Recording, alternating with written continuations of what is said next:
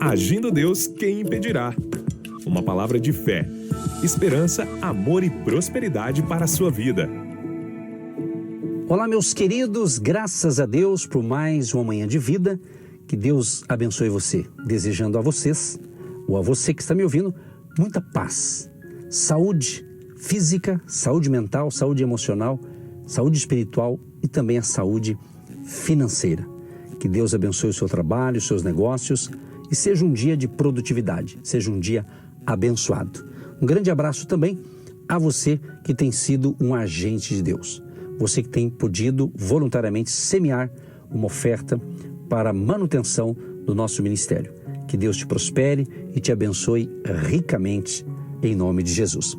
Se você me ouve durante a semana, essa semana estou falando aqui, dando algumas pérolas para abençoar o seu casamento. E eu quero, antes de entrar na palavra de hoje e orar por você no final, eu quero orar por você e abençoar o seu casamento, a sua família, em uma reunião presencial com a gente. Se for possível, nesse próximo domingo agora, dia 16 de outubro, vamos estar em São José dos Pinhais, aqui na região metropolitana de Curitiba. Vamos estar no Centro Comercial R7. Fica na Rua Alameda Arpo, 2565, primeiro andar. Você é o nosso convidado às 3 da tarde, isso mesmo, às 15 horas. Se você tem sido abençoado com as ministrações aqui pelo rádio e pode estar conosco, vem estar conosco, tá certo? Mais informações no nosso Instagram, Agindo Deus Quem Impedirá. No Instagram, ali na bio, na descrição, tem ali o endereço para você estar com a gente. Vem com a sua família. Se você é casado, vem o cônjuge, traga os seus filhos, né? É aberto a quem quiser, solteiro, casado, mas queremos abençoar as famílias nesse próximo domingo às 3 horas da tarde. Um grande abraço a você que nos ouve. Esperamos você. Você pode vir, você de Curitiba, região metropolitana, você que me ouve no litoral do Paraná, você do litoral do Paraná, quem sabe vai estar no final de semana em Curitiba, vem com a gente. É das 3 às 5 da tarde, às 15 horas, a oração pela família em São José dos Pinhais. Um grande abraço a todos e vamos então para mais uma pérola de sabedoria, mais um episódio aqui para abençoar o seu casamento. Quero iniciar dizendo o seguinte, uma frase aqui: o sonho não acabou. Chegou a hora é agora da reconstrução. É possível ter uma reconstrução naquilo que talvez desabou na sua vida. Quem sabe é o casamento, quem sabe é a vida conjugal. Olha o que diz Romanos 5,12. Portanto, assim como por um só homem entrou o pecado no mundo e pelo pecado a morte, assim também a morte passou a todos os homens, porque todos pecaram. Romanos 5,18 diz: pois assim como por uma ofensa veio o juízo sobre todos os homens para condenação, assim também por um só ato de justiça veio a graça sobre todos os homens para a justificação e vida. Tudo na vida que você faz de errado, existe as consequências. Então, existe as consequências da queda, ou seja, o pecado ocasionou o rompimento entre Deus e o homem, ou seja, a vida espiritual, exatamente. E justamente que a atitude de se esconderem da presença de Deus demonstra justamente a quebra da comunhão. A partir daí, meu amigo, minha amiga e meu querido ouvinte, eles passaram a acusar-se mutuamente, né? Adão culpava a Eva e Eva culpava a serpente. O que predomina na vida dos dois, a partir de então, é uma pequena palavra chamada eu, exatamente eu, de egoísmo. Exatamente, anota aí, egoísmo. Segundo o livro de Gênesis, as reações do primeiro casal, chamado Adão e Eva, após a queda, foram os seguintes. As reações, olha só, após a queda. Procuraram cobrir-se para que não pudesse ser visto a sua nudez. Está escrito em Gênesis 3:7. Essa atitude demonstra o quê? Que a partir daí não houve mais inocência entre eles. Eles tinham sua inocência. Após a queda, não eram mais inocentes, ok? Outra atitude que eles tiveram: esconderam-se de Deus. Em virtude do medo, tomaram esta atitude. Eles já não o consideravam como parte, integrante do seu casamento, mas então começaram a esconder-se de Deus. Outra atitude que aconteceu: justificaram-se pelo erro. Adão e Eva falharam em admitir a culpa pelo pecado. Ora, nossos esforços para esconder nossos pecados apenas os expõem. Então eles começaram a se justificar. E mais uma situação, a quarta e última aqui, que a gente separou de algumas reações do primeiro casal, pós a falha deles, perpetuaram o problema do pecado. As expressões como maldita, fadigas, espinhos, abrolhos, suor do rosto mostram então a perpetuação do pecado por toda a raça humana. Meu amado e minha amada ouvinte, isso aqui que eu estou passando para você não é apenas uma lição de moral, nada disso. Isso aqui nós estamos tocando na ferida. Nós estamos tocando em um problema chamado egoísmo. Muitos casais, devido ao egoísmo, eles começam um a atacar o outro, ou se culpar: eu tá assim por causa de você, o outro já, mas tá assim porque é você que errou, você que falhou, e vira uma confusão. Então, quando há esse tipo de situação, tem que ser resolvido, senão a situação pode piorar. Agora, tem várias marcas, vamos assim dizer, relacionamento conjugal, geralmente tem ali umas marcas de um relacionamento desvirtuado. À luz da Bíblia, em Gênesis capítulo 3, eu quero indicar para você aqui 3 pontos básicos que demonstram como a queda afetou profundamente a vida de Adão e Eva. Olha, a primeira coisa, sentiram medo. Olha que interessante, eles ficaram com medo quando eles erraram. A Bíblia diz que após terem pecado, perceberam sua nudez e logo procuraram esconder-se de Deus.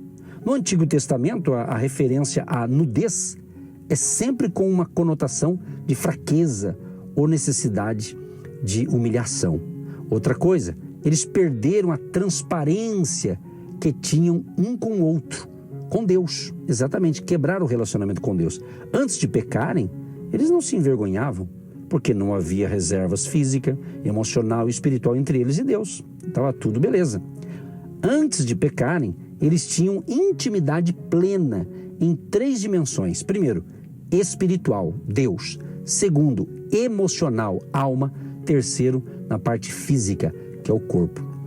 Tudo isso que eu estou dizendo são algumas marcas de um relacionamento desvirtuado. Quem sabe, amigo, amiga, o teu casamento não está legal. Você está aí com um relacionamento muito desvirtuado, Um puxa para cá, outro puxa para lá. Eu quero lhes informar, se você quer curar o seu casamento, há esperança. E o dia pode ser hoje. No final dessa reflexão, eu vou orar com você e por você. Eu acredito em milagres. Eu, graças a Deus, nesse período como pastor, como pregador do Evangelho, já atendi muitos casais, situações assim que você olhava assim, eu olhava e parecia que não tinha saída. Eles não entravam num acordo e graças a Deus eu pude, com a graça de Deus, eu pude, junto com a minha esposa, ajudar alguns casais. Tenho histórias para contar nessa área, muitas. Casais assim de nível assim, de chegar os dois para conversar comigo e isto é, várias conversas, não foi de um dia para o outro. Porque às vezes você enfrenta um problema no casamento e a coisa está tão crítica que você acha que só uma conversa de meia hora vai resolver. Às vezes não. Às vezes você está precisando de uma libertação de um trauma. Tem tanta coisa. Esse assunto aqui é muito amplo. E eu senti de abordar isso pelo rádio. E essa mensagem vai também para o nosso canal no YouTube. Então, para justamente abençoar quem está precisando de um milagre no casamento ou para quem é solteiro e pretende casar para que não caia em certos erros. Mas uma coisa eu te digo, cada um tem que aprender. Você aprende, cada um. Eu tenho as minhas experiências, você tem a tua e assim por diante. Tá certo? Outra coisa, outra marca de um casamento ou de um relacionamento desvirtuado é quando um torna acusador do outro. Então, Adão e Eva passaram a acusar-se mutuamente. Né? A culpa é da Eva, a culpa é da serpente. E começou aquele jogo de empurra, né? Geralmente, num casamento, acontece isso, né? A culpa é sua, a culpa é dela, a culpa é disso, daquilo. Talvez você está passando por isso que você está ouvindo, por isso que você está se identificando com este momento da palavra. Mas isso aqui é justamente para te ajudar, Eu, às vezes, observo algumas palestras, pelo rádio, às vezes algumas entrevistas com profissionais da área da medicina, psicólogos e outros afins, né? E eu observo uma coisa que às vezes você aprende muita coisa, como você está aprendendo comigo agora. Só que isso aqui é só para despertar a atitude certa que você tem que fazer. Você está entendendo? A atitude certa que você tem que fazer. Não adianta você me ouvir aqui e dizer, agora o pastor vai me orar por mim e eu vou ser abençoado e ponto final. Isso aqui é só para te ajudar. Isso aqui é só para incentivar você a procurar ajuda. E eu sempre digo uma coisa. Eu e minha esposa, nós temos um compromisso. Se eu aconselhar uma pessoa em outro assunto, é uma coisa, mas quando é casamento, o ideal é começar conversando com os dois, né? Que cada um tem a sua versão, vamos assim dizer, né? Então a gente já está assim um pouco acostumado de atender pessoas, mas Deus tem um milagre para o seu casamento. Agora, isso que nós estamos falando, eu vou repetir pela terceira vez. Isso aqui Deus está permitindo que você ouça essas minhas palavras apenas para despertar que você precisa cuidar do seu relacionamento conjugal. Se não está legal, se dá um jeito, busque ajuda. Isso aqui é para despertar. É despertar. Quem sabe o sinal vermelho já acendeu no teu casamento. A coisa não está legal. Então busque ajuda. Busque ajuda. Você está entendendo? Isso é muito importante. Então, outra coisa para a gente encerrar aqui, de mais um item aqui, mais uma dica de um relacionamento desvirtuado, ok? É o seguinte: quando o pecado entra em nossas vidas, ou seja, a nossa confiança é substituída pela desconfiança. Quem sabe você está me ouvindo e perdeu já a confiança no seu marido ou na sua esposa, não sei. O que eu estou dizendo aqui é para despertar em você, para corrigir a rota. Às vezes a culpa passa a dominar a nossa mente e o nosso coração. Então a mente fica poluída com aquilo ali e você precisa resolver. E se não resolver, a tendência é piorar. Outra coisa, passamos a obedecer a Satanás ao invés de Deus, quando torcemos a verdade em nosso favor. Então você precisa de um bom conselheiro, você precisa de buscar ajuda. Valorize o seu casamento. Ontem eu perguntei, se eu não me engano foi na programação de ontem, ainda perguntei se você lembra dos votos que você fez diante de um padre, de um pastor, ou ali do juiz de paz, quando você deu sim no seu casamento. Você lembra do que você prometeu? Pensa nisso, meu amigo, pensa nisso. Hoje, infelizmente, tem gente que vai casar e ele pensa assim, bom, eu vou casar, se der certo, beleza, se não der, separa. Quer dizer, já entra pensando em separar. Quer dizer, por isso que muitos casamentos da atualidade são fracos, porque eles já entram com rupturas, já entram com ideias assim, bem esquisitas, né? Não dá assim consistência para uma vida feliz. Isso aqui eu estou abordando justamente para ajudar você. Mas eu quero orar por você, meu amigo, que está conectado e entendendo o que Deus está falando. Senhor, eu peço a tua misericórdia, eu peço a tua graça, a Deus. Se o Senhor permitiu eu tocar nessa área, nessa semana, ó Deus, já é o terceiro dia aqui dessa semana que eu estou compartilhando algumas dicas para melhorar o casamento do nosso ouvinte, ou para abençoar aqueles que ainda vão se casar.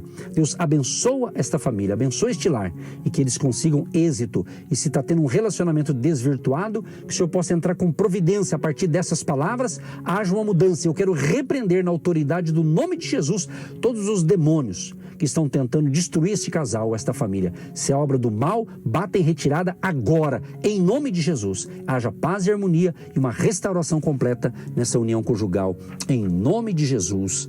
Amém. Você que se identifica com o nosso ministério Agindo Deus, quem impedirá?